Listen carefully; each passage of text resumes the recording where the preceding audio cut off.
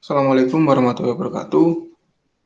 Perkenalkan, nama saya Muhammad Rizal Syafruddin dari Prodi Manajemen Universitas Internasional Indonesia dengan nomor induk mahasiswa 10118100067. Di video kali ini saya akan mereview jawaban ujian akhir semester saya menempuh mata kuliah manajemen proyek.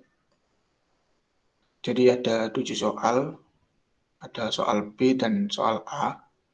Untuk soal yang pertama, dalam suatu proyek, jika varians jadwal atau SV bernilai positif dan varians biaya atau CV menunjukkan nilai 0, maka proyek terlaksana tepat sesuai jadwal dengan biaya lebih rendah daripada anggaran. Menurut saya itu salah.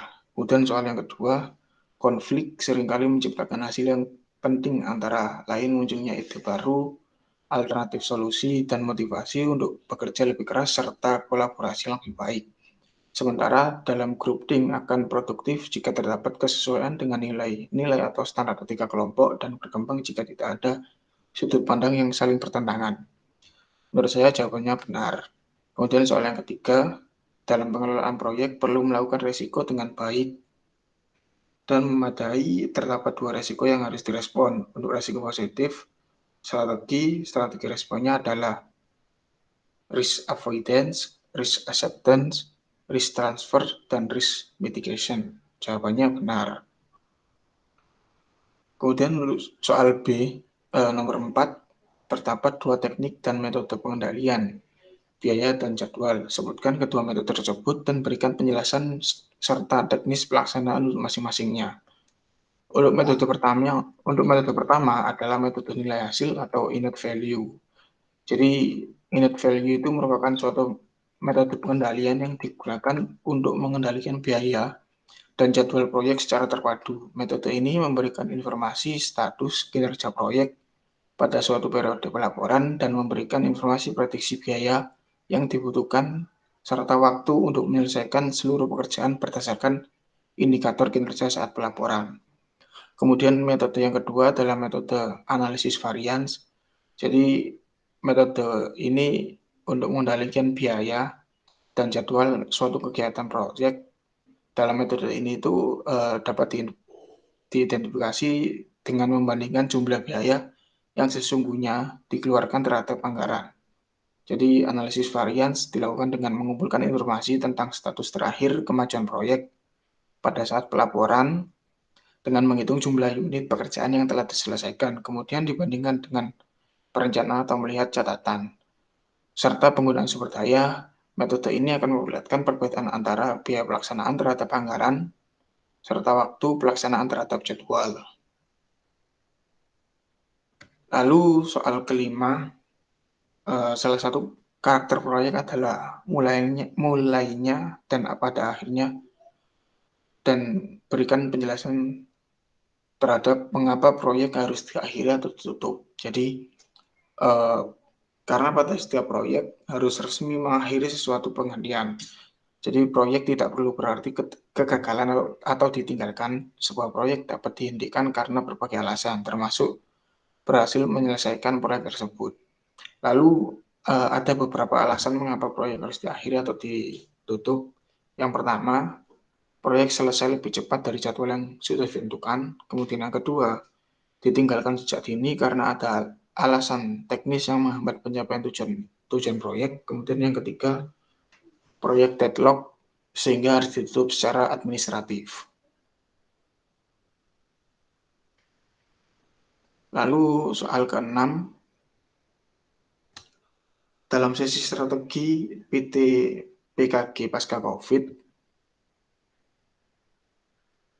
berikan penjelasan saudara apa yang dimaksud dengan A dalam upaya peningkatan produktivitas dan efisiensi ada maksimalnya atau sangat terbatas. Jadi dalam upaya-upaya peningkatan produktivitas dan efisiensi ada maksimalnya atau sangat terbatas, maksudnya adalah dalam peningkatan tersebut harus ada upaya untuk memaksimalkan hasil, dikarenakan untuk meningkatkan produktivitas sendiri harus meningkatkan atau memaksimalkan sebuah output dan mengurangi inputnya.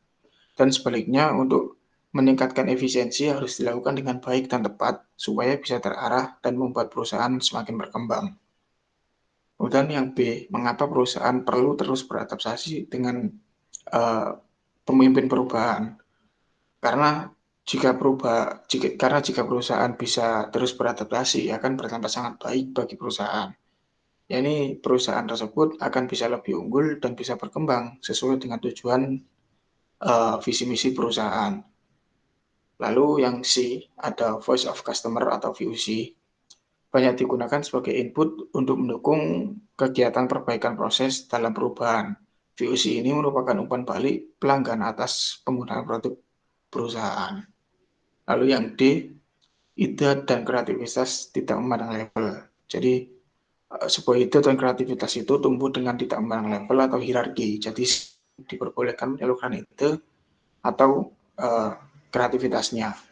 Lalu yang E, how to be a good subordinate. Jadi menjadi bawahan yang baik bisa dilakukan dengan cara memahami bidang dan tugasnya serta melaksanakan dengan baik, lalu terus belajar dan belajar, kemudian mampu bekerja dengan tim, pandai membagi waktu dan menghormati dan atasan serta karyawan lainnya.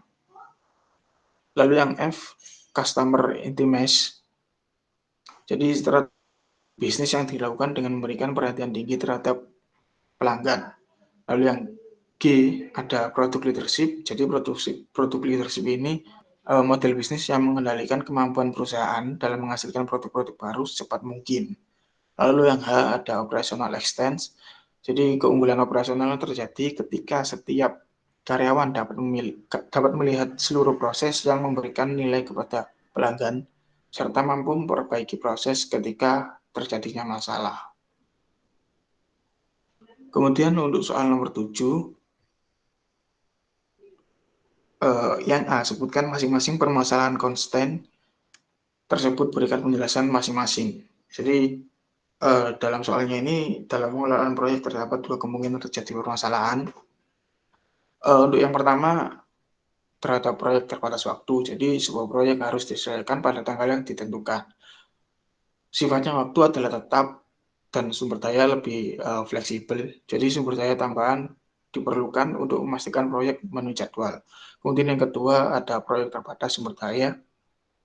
Jadi sebuah proyek dengan tingkat sumber daya yang tidak tersedia dapat dilampaui, sehingga jika sebuah proyek kekurangan sumber daya, maka proyek tersebut akan kemungkinan besar ditunda. Lalu untuk yang soal B, dalam hal resource constraint project di project PT MIB, untuk 7 packs resource available dengan kondisi awal sebagaimana bagan dan tabel di bawah, diminta untuk menghitung dan membantu membuat bagan AON dan tabel setelah memperhitungkan available packs-nya. Jadi available packs yang didapat setelah perhitungan adalah 2. Mungkin itu saja review jawaban ujian akhir semester mata kuliah manajemen proyek. Kurang lebihnya saya mohon maaf. Wassalamualaikum warahmatullahi wabarakatuh.